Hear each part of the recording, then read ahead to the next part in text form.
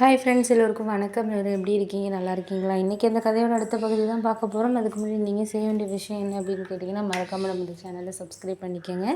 கீழே இருக்க bell பட்டனே click பண்ணுங்கள். அப்போ தானே போகிற வீடியோஸ் எல்லாமே உங்களுக்கு உடனே நோட்டிஃபிகேஷன் வரும். ஸோ மறக்காமல் சேனலை சப்ஸ்கிரைப் பண்ணிவிட்டு வீடியோ பாருங்கள் ஃப்ரெண்ட்ஸ். ஸோ அங்கே நம்ம கதைக்குள்ளே போகலாம்.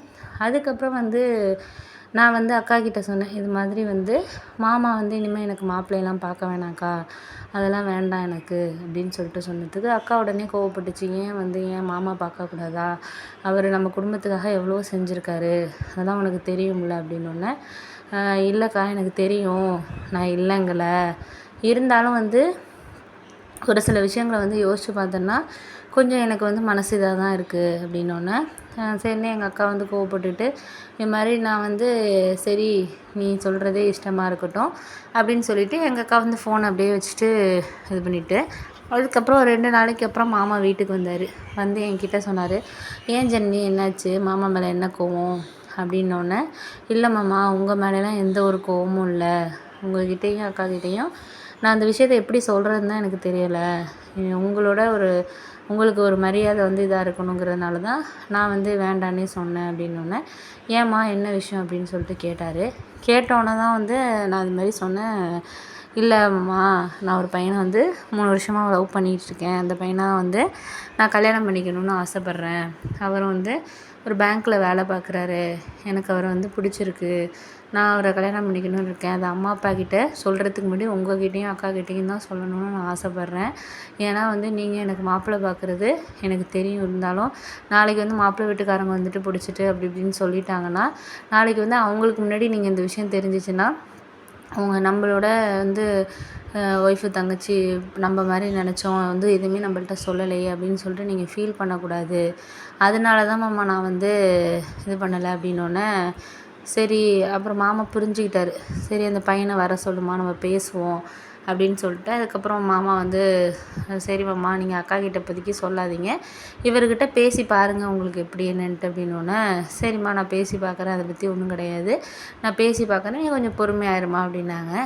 சரின்னு சொல்லிட்டு நானும் மறுநாள் மாமா அவர் பேங்க்குக்கு பக்கத்தில் இருக்கிற ஒரு இடத்துக்கே காஃபி ஷாப்புக்கு வர சொன்னோன்னே மாமாவுக்கு பேசினார்.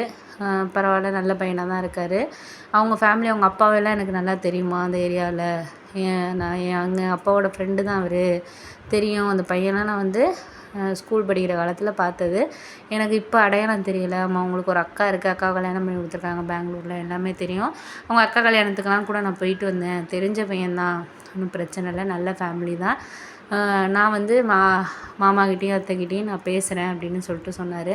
எனக்கு அப்போ தான் கொஞ்சம் நிம்மதியாக இருந்துச்சு. ஏன் அப்படின்னா அவங்க இந்த அளவுக்கு ஒரு சந்தோஷமாக இது பண்ணுறதுக்கு காரணம் அப்படிங்கிற மாதிரி நம்ம இது பண்ணக்கூடாதுல்ல, நம்மளுக்கு எந்த ஒரு விஷயமா இருந்தாலும் ஒரு சரியாக ஒரு விஷயத்த நம்ம செய்கிறதுங்கிறது தான் முக்கியமான ஒரு விஷயமா இருக்கும். அப்படிங்கிறதுனால நான் என்ன சொன்னேன்னா, இது மாதிரி சரி ஓகே நீங்கள் அப்பாக்கிட்டேயும் அம்மாக்கிட்டேயும் பேசுங்க மாமா, பேசுனீங்கன்னா தான் எனக்கு கொஞ்சம் நிம்மதியாக இருக்கும், ஏன்னா அவங்க எந்த முடிவு எடுத்தாலும் உங்களுக்கு தெரியாதுன்னு கிடையாது, அவங்க இந்த விஷயத்தில் என்ன முடிவு எடுக்க போகிறாங்க அப்படிங்கிறது எனக்கு கொஞ்சம் குழப்பமாக தான் இருக்குது. ஏன்னா அவங்க எப்படி எதிர்பார்த்துக்கிட்டு இருக்காங்க என்னன்னு தெரியல, அதெல்லாம் விடுமா, அவங்க எப்படி எதிர்பார்த்தானே இதை விட ஒரு நல்ல பையனையை அவங்க பார்க்க போகிறாங்க, நல்லா படிச்சிருக்கான், நல்ல வேலையில் இருக்கான், உன்னையும் நல்லா பார்த்துக்குவான், அவங்க வீடு அவங்க அப்பாவெல்லாம் எனக்கு நல்லா தெரியும், அப்பாவோட ஃப்ரெண்டு தான், நல்ல ஃபேமிலி தான், ஒன்றும் பிரச்சனை கிடையாது, நீ எதிர்பார்க்குற மாதிரி அவங்க எல்லாம் நல்லவங்க தான், அதனால் நீ எதுவும் பயப்படுறதுக்கு இதில் வேலை கிடையாது, நம்மளே பார்த்தா கூட இந்தளவுக்கு ஒரு நல்ல பையனாக பார்ப்போமா அப்படின்னு சொல்லிட்டு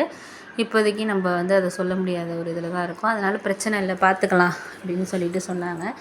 சரி ஓகே அப்படின்னு சொல்லிட்டு தான் நான் அதுக்கப்புறம் வீட்டுக்கு கிளம்பி போனேன். மறுநாள் மாமா வந்தார், அம்மா அப்பா கிட்ட 2 பேர்ட்டையும் இதை சொன்னோன்னே அம்மா அப்பாவும் கோவம் பட்டாங்க. அது எப்படி இவளுக்கு என்ன அவ்வளோ தைரியம், நீங்கள் பார்க்குறேன்னு சொல்லி தானே நாங்கள் இது பண்ணிகிட்ருக்கோம், அப்போ என்ன அவள் நினச்சிட்டு இருக்கா மனசில் அப்படின்னோடனே, அப்புறம் மாமா எல்லா விஷயத்தையும் சொன்னார். இது மாதிரி பையனை பார்த்து நான் பேசினேன், பையன் நமக்கு தெரிஞ்ச பையன் தான், அப்பாவுக்கெல்லாம் ஃப்ரெண்டு தான், நமக்கு ஒரு வகையில் சொந்தக்காரவங்க தான் அவங்க, ஒன்றும் பிரச்சனை கிடையாது, ஒரே பொண்ணு தான், பொண்ணையும் கல்யாணம் பண்ணி கொடுத்துட்டாங்க, வீடெல்லாம் இருக்குது, வீடும் வாடகைக்கு விட்டுருக்காங்க, பையன் பேங்க்கில் வேலை பார்க்குறான், நல்ல வசதியான குடும்பம் தான், ஒன்றும் பிரச்சனை இல்லை, அவங்க அப்பாவும் ரிட்டையர் ஆகிட்டு இப்போ பார்ட் டைமாக ஏதோ வேலை பார்த்துக்கிட்டு இருக்காரு, அப்பாவுக்கெல்லாம் ஃப்ரெண்டு வருவார் அடிக்கடி வீட்டுக்கெல்லாம் அப்படின்னோடனே, சரி மாப்பிள்ளை, நீங்கள் சொல்கிறீங்கங்கிறனால நாங்கள் வந்து இப்போ எதுவும் இந்த விஷயத்தை பற்றி பேசலை.